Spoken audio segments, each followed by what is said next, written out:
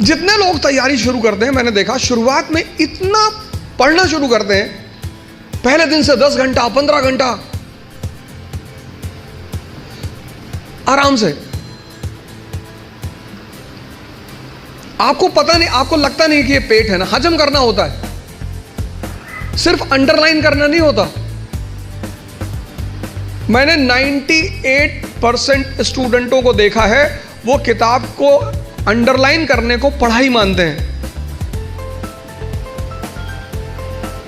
अपना स्व मूल्यांकन करना बहुत बड़ी बात होती है, सेल्फ इंट्रोस्पेक्शन। कभी कभी एहसास होता है हमें कि हम बहुत काम कर रहे हैं, कुछ होता नहीं उस वक्त। बात समझ में आ रही ना? इस क्षमता, यहां की जो डाइजेशन क्षमता है, ये दिखाई नहीं पड़ती ना, ये दिखाई पड़ता है।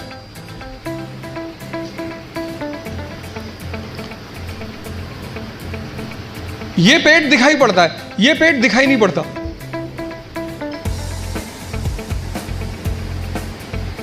अब ये क्षमता विकसित स्ट्रांग कैसे होगी?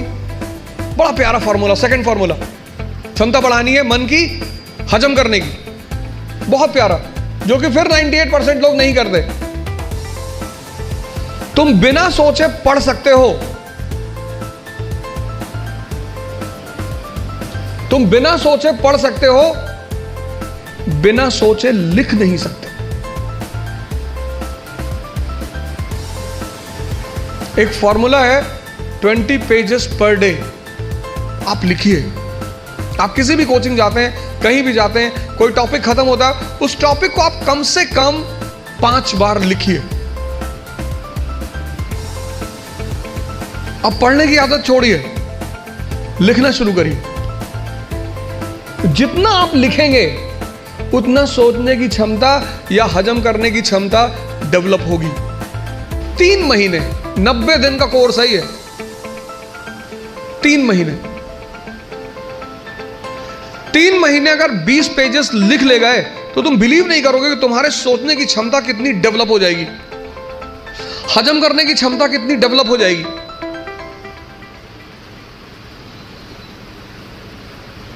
हम कोचिंग किस लिए जाते हैं? इसीलिए जाते हैं। कोचिंग और कॉलेज में बहुत फर्क है। कॉलेज आप पढ़ने के लिए जाते हैं, कोचिंग आप सीखने के लिए जाते हैं। जितने लोग कोचिंग जाकर परेशान होते हैं वो लोग हैं जो कोचिंग पढ़ने के लिए गए।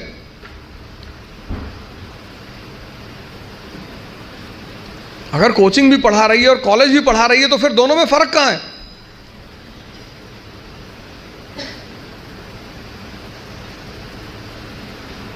ये दूसरी चीज, अपना मूल्यांकन, अपनी ताकत को समझना कि मेरा पोटेंशियल लेवल क्या है।